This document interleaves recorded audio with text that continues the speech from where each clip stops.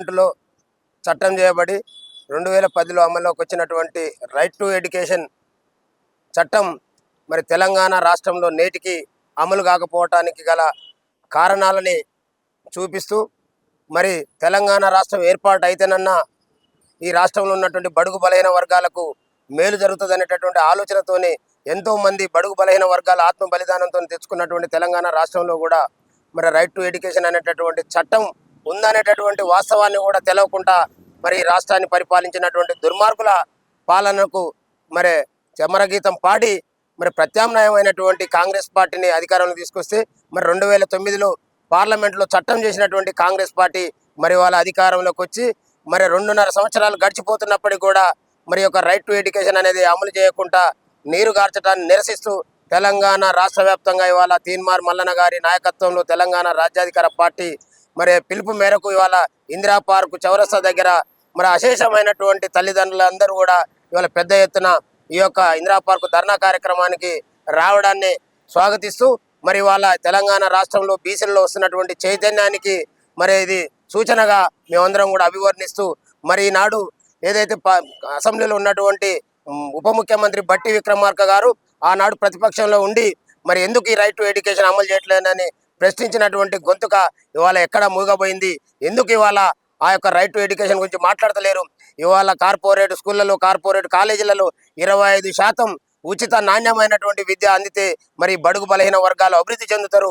మరి అభివృద్ధి చెందితే ప్రశ్నించే గొంతుకలుగా మారి మా యొక్క అధికారానికి బీటలు వాడతాయనేటటువంటి అధికారం బీటలు పడుతుంది అనేటటువంటి దుర్మార్గమైనటువంటి ఆలోచనతో ఈ అగ్రవర్ణ పాలకులు చేస్తున్నటువంటి దుర్మార్గాలని ఇవాళ తెలంగాణ రాజ్యాధికార పార్టీ ఎండగడుతూ మరి బేషరతుగా వెంటనే అసెంబ్లీని ఏర్పాటు చేసి మరి రైట్ టు ఎడ్యుకేషన్ అమలు చేయాలని మరి ఈనాడు పిలుపునివ్వడం జరిగింది. లేని పక్షంలో మరి భవిష్యత్తులో 2028లో జరిగేటటువంటి మరి అసెంబ్లీ ఎన్నికల్లో మిమ్మల్ని బొంద పెడతామనేటటువంటి మరి సూచనతో ఇవాళ ఐక్యమై ఇవాళ తెలంగాణ నడిబొడ్డున ఆ ఇందిరా పార్క్ చౌరస్తా వద్ద మరి తీన్మార్ మల్లన్న గారి పిలుపు మేరకు ఎవరి సద్ది వాళ్ళు పట్టుకొని వచ్చి మండు టెండలు ఇవాళ ఈ కార్యక్రమంలో పాల్గొన్నటువంటి ప్రజలే మరి దానికి పునాదులు అవుతారనేటటువంటి వాస్తవాన్ని ప్రభుత్వానికి గుర్తు చేస్తూ ఇప్పటికైనా మరి భారతదేశానికి స్వతంత్రం వచ్చి 70-80 ఏళ్ళు గడిచిపోతున్నప్పటికీ కూడా ఏ రకమైనటువంటి అభివృద్ధిని ఈ ప్రాంతంలో బడుగు బలైన వర్గాల కోసం మీరు చేసిరో మరి చూపించాల్సిందిగా మరి డిమాండ్ చేస్తూ ఉన్నాం. ఇప్పటికైనా మరి 3-4% లేనటువంటి వాళ్ళని మా బీసీ సమాజం మరి ఏళ్ల తరబడి మా భుజాల మీద మరి తీసుకుపోయి మిమ్మల్ని అధికారంలో దించితే ఇవాళ 3-4% ఉన్నటువంటి మీ వర్గాల కోసం తప్ప ఎక్కడ కూడా ఈ బడుగు బలైన వర్గాల కోసం మీరు చేసింది ఏం లేదనేటటువంటి వాస్తవాన్ని మా సమాజం గమనించింది. అందుకనే ఇవాళ ఒక్కొక్కటిగా మీరు చూస్తూ ఉండరు. మరి మొన్నటికి మొన్న ఖమ్మంలో జరిగినటువంటి నిరుపేదల గుడిసెల తొలగింపులో కావచ్చు, అదేవిధంగా నాగర్ కర్నూలులో జరిగినటువంటి ఘటన కావచ్చు, మరి అంతేకాకుండా సిరిసిల్ల జిల్లాలో రైతులు చేసినటువంటి ధర్నా కార్యక్రమాలు కావచ్చు, ఇవాళ బీసీలంతా ఐక్యమైనటువంటి సందర్భం. మరి రాబోయే రోజుల్లో మరి బాబాసాహెబ్ అంబేద్కర్ చెప్పినట్టుగా మరి మాస్టర్కి ఏదైతే ఉందో రాజ్యాధికారం, ఆ రాజ్యాధికారంతోనే మా బడుగు బలహీన వర్గాల యొక్క బతుకుల్లో మార్పు వస్తుంది అనేటటువంటి మరి నినాదంతో తీన్మార్ మల్లన్న గారి నాయకత్వంలో మరి ముందుకు పోతా ఉన్నామని తెలియజేస్తూ మరి ముఖ్యంగా ఈ రాష్ట్రంలో ఉన్నటువంటి మెజార్టీ వర్గాలైనటువంటి మా బడుగు బలహీన వర్గాలు మన ఓటు మనం అనేటటువంటి నినాదంతో ఇవాళ ఏదైతే 3-4% ఉన్నటువంటి అగ్రవర్ణాలని మరి ఇవాళ తీన్మార్ మల్లన్న గారు చెప్పినట్టుగా మరి బేరగీసి ఇవాళ ఆ వర్గాలకు ఓటేసేది లేదు, ఆ వర్గాలను ఓటు అడిగేది లేదనేటటువంటి నినాదంతో మరి మన హక్కులు సాధించుకోవడం కోసం ఇవాళ రైట్ టు ఎడ్యుకేషనే కాదు ఇంకా అనేక రకాల సమస్యల మీద పోరాటం చేయాల్సినటువంటి సందర్భం. ఈ పోరాటాల ఫలితంగా వాళ్ళు చేస్తారా, చేయకపోతే అధికారాన్ని అందుకొని మనం చేసుకుందాం అనేటటువంటి నినాదంతో ముందుకు పోతా ఉన్నాం. ముఖ్యంగా ఈ రాష్ట్రంలో ప్రజలందరూ గమనించాలి, 2009లో చేసినటువంటి రైట్ టు ఎడ్యుకేషన్ వీళ్ళ ఇళ్ల నుంచి ఇచ్చేది కాదు, వీళ్ళ జేబు సంస్థల నుంచి ఇచ్చేది కాదు.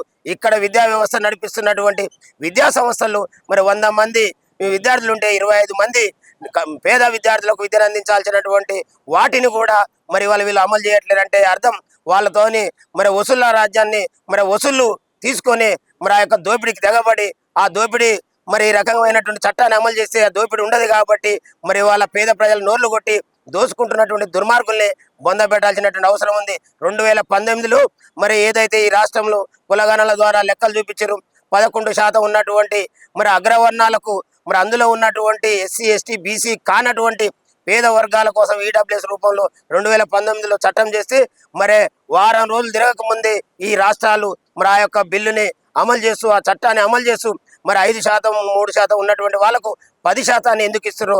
ఒక్కసారి ఈ రాష్ట్రంలో ఉన్నటువంటి బహుజన బిడ్డలందరూ కూడా ఆలోచన చేయాలి.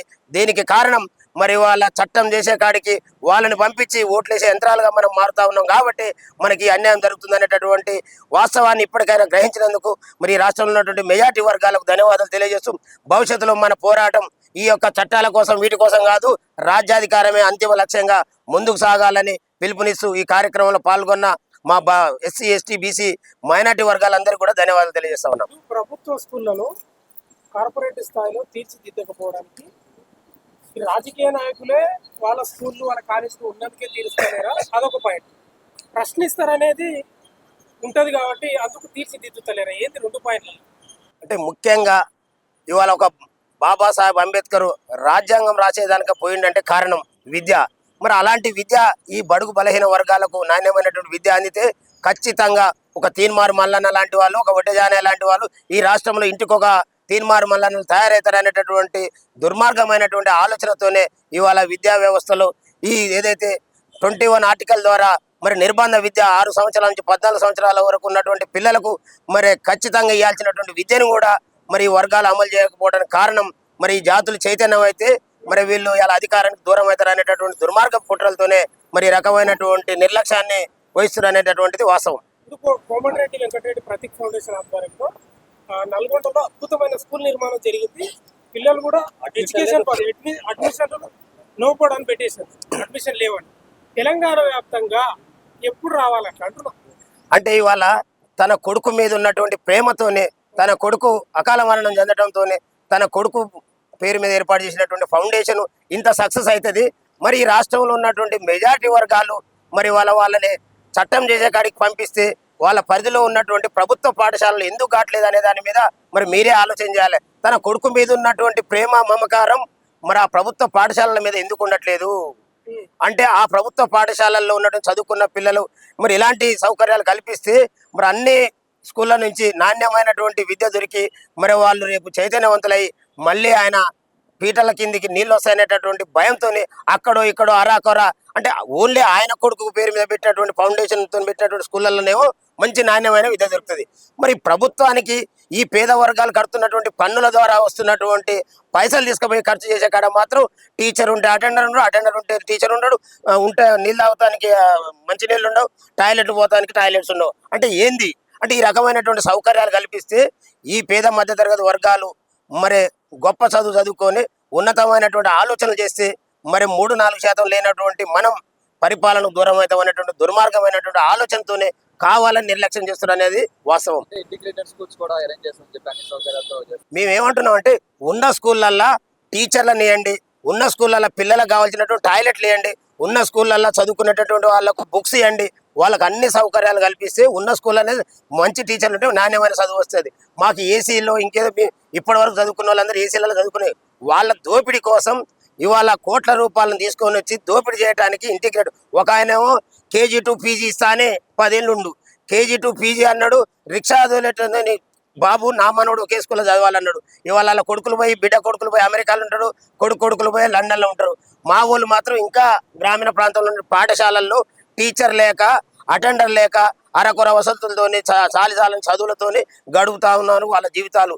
ఇవన్నీ కూడా వాళ్ళు మమ్మల్ని మోసం చేయడానికి చేస్తున్నటువంటి ఎత్తుగడలు తప్ప మమ్మల్ని ఉద్ధరించేటటువంటి పార్టీలు కావు, మమ్మల్ని ఉద్ధరించేటటువంటి పాలకులు కాదు. నెక్స్ట్ అకాడమిక్ ఇయర్ రాబోతుంది, ఈ ఆర్టీ మీద ఎట్లా పోరాడబోతున్నారు? బరాబర్ చెప్తా ఉన్నాం. ఈ రాష్ట్రంలో మెజార్టీ వర్గాలు ఇవాళ 80-90% ఉన్నటువంటి మాకు దక్కాల్సినటువంటి రైట్ టు ఎడ్యుకేషన్ ని ఈ పాలకులు ఏదైతే 3-4% లేనటువంటి పాలకులని మచ్చిక చేసుకొని వాళ్ళకి ఇవాళ లంచాలు ముట్ట చెప్పి ఏదైతే రైట్ టు ఎడ్యుకేషన్ అమలు కాకుండా చూస్తా ఉన్నారో మేము బరాబర్ ఏదైతే చట్టం ఉందో ఆ చట్టాన్ని ఇంప్లిమెంట్ చేయకపోతే ఆ పాఠశాలల్ని ఆ ప్రాంతం నుంచి తరిమి కొట్టేంత వరకు కూడా రాజ్యాధికార పార్టీ ఇవాళ సీరియస్ గా నిర్ణయం తీసుకుంది. ఈ వేదిక ద్వారానే రాష్ట్రం అంతా పిలుపునిచ్చడం, ఎక్కడైనా ఉన్నటువంటి మా పిల్లల తల్లిదండ్రులు మనకు రావాల్సినటువంటి నాణ్యమైన విద్య అందాలి, ప్రతి స్కూల్లో 25% ఎడ్యుకేషన్ ఫ్రీగా రావాలి అర్హత కలిగినటువంటి వాళ్లకు. దాన్ని ఇంప్లిమెంట్ చేయకపోతే ఆ యొక్క పాఠశాలల మీద మేము భౌతికంగానైనా ఇంకే రకంగానైనా పోరాటం చేయడానికి స్కూళ్ళన్నీ కాలేజ్ యాజమాన్యాలన్నీ మొత్తం అగ్రవర్ణాలకు సంబంధించిన వాళ్ళ దగ్గరనే ఉన్నాయి. ఏం చేయగలుగుతుంది తెలంగాణ రాజ్యాధికార పార్టీ? ఇవాళ తెలంగాణ రాష్ట్రం కోసం పోరాటం చేస్తున్నటువంటి సందర్భంలో రాష్ట్రంలో కేంద్రంలో కాంగ్రెస్ ప్రభుత్వం అధికారంలో ఉంది. ఇక్కడెక్కడ కూడా పోరాటం చేసినటువంటి ఈ వర్గాలు ఎక్కడ అధికారంలో లేరు. అయినప్పటికీ కూడా కేంద్రం మెడలుంచినాం, రాష్ట్రం మెడలుంచినాం. తెలంగాణ రాష్ట్రం చిరకాల కోరిక, ప్రజల యొక్క కోరిక సాధించుకున్నాం. ఇది కూడా గత కంటే పెద్ద విషయం కాదు. ఇక్కడ ఉన్నటువంటి ఏ యాజమాన్యాలైన వాళ్ళ మండలిలో కానివ్వండి, అసెంబ్లీలో కానివ్వండి ఉన్నటువంటి ఆ యొక్క వాళ్ళ స్కూల్ అయినప్పటికీ కూడా మా ప్రజల్లో చైతన్యంతో ప్రజల తిరుగుబాటు వస్తే బరాబర్ తల వంచక తప్పదు అని ఈ మీడియా ద్వారా ఈ సమాజానికి, ఆ విద్యా సంస్థలు నడుపుతున్నటువంటి ఈ పాలక ప్రతిపక్ష పార్టీలకు కూడా సవాల్ చేస్తాను. ఇప్పటికే మీరు స్వచ్ఛందంగా ఆర్టీఐ యాక్ట్ను అమలు చేసుకోండి, లేకపోతే మేము గుంజుకొని మాకున్న చట్టాన్ని మేము ఇంప్లిమెంట్ చేయించుకొని ఆ స్కూళ్ళలో విద్యను గుంజుకోవడానికి వెనకాడం అనేటటువంటి వాస్తవాన్ని కూడా ఈ మీడియా ద్వారా సమాజం తెలియజేస్తున్నాం.